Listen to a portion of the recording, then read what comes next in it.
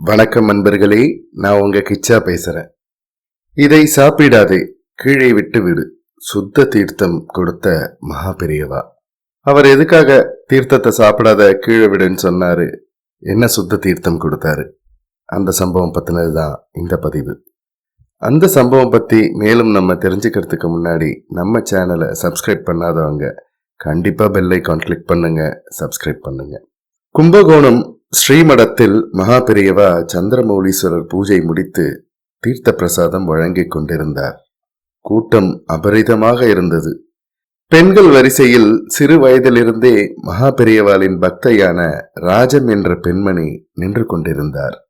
மகா பெரியவாளின் திருக்கரங்களால் தீர்த்த பிரசாதம் பெற்ற பெண்கள் முகத்தில் ஆனந்தம் பொங்க நகர்ந்து கொண்டிருந்தனர். ராஜத்தின் முன்னால் நின்று கொண்டிருந்தவர்களின் எண்ணிக்கை குறைந்து கொண்டே வந்தது. அந்த நேரம் பார்த்து ஒரு தர்ம சங்கடம் ராஜத்துக்கு. காலையில் குளித்து முடித்து பின்னிக் கொள்ளாமல் அப்படியே முடிந்து கொண்டு வந்திருந்தார் ராஜம்.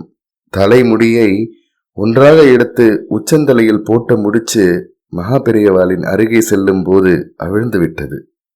அதாவது தலைவிரி கோலமாக இருந்தது.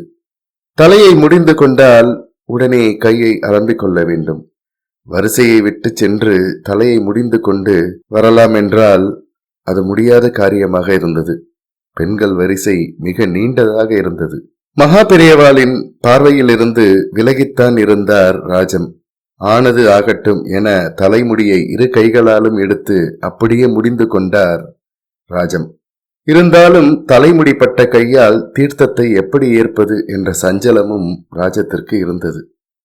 இதோ ராஜத்தின் முறையும் வந்தது. தீர்த்த பிரசாதம் வேண்டி கைகளை நீட்டிக் கொண்டிருந்தாலும் நம் கை அவ்வளவு சுத்தமாக இல்லையே, மகா பெரியவாளின் திருச்சன்னதியில் அபச்சாரம் செய்கிறோமே என்ற தவிப்பு மனதை பிசைந்தது. மனதை ஒருவாறு சமாதானப்படுத்திக் கொண்டு கையை நீட்டிக் கொண்டிருந்தார் ராஜம். ஒரு புன்னகையுடன் நிமிர்ந்து பார்த்த அந்த பரபிரம்மம் ஒரு உத்ரணி தீர்த்தத்தை ராஜத்தின் வலக்கையில் விட்டு, இதை சாப்பிடாதே, கீழே விட்டுவிடு என்றதை பார்க்கணும். கண்களில் நீர் குபுக்கென்று எட்டி பார்க்க அந்த தீர்த்தத்தை கீழே விட்டு வலது கையால் இடது உள்ளங்கையையும் நன்றாக துடைத்து சுத்தப்படுத்தி கொண்டார் ராஜம். இப்போ உன் கை சுத்தமாயிடுத்து, ஜலம் வாங்கிக்கோ என்றபடி ராஜத்தின் கைகளில் இன்னொரு முறை தீர்த்தம் விட்டார் மகா பெரியவா. மகா பெரியவா சரணம், மகா பெரியவா சரணம் என்று அவரது திருநாமத்தை உச்சரித்தபடியே கண்ணீர் மல்க அந்த தீர்த்தத்தை வாங்கி அருந்தி தன் தலையிலும் பக்தி ஸ்ரத்தையுடன் தெளித்து கொண்டார் ராஜம். மகா பெரியவாளை கலியுக தெய்வம், கண் கண்ட தெய்வம், கருணை கடல் என்றெல்லாம் சொல்கிறோம். எல்லாமே சத்தியமான வார்த்தைகள். ஜெய ஜெய சங்கர, ஹர ஹர சங்கர.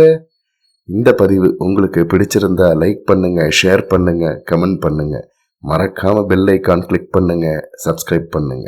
நன்றி அன்பர்களே.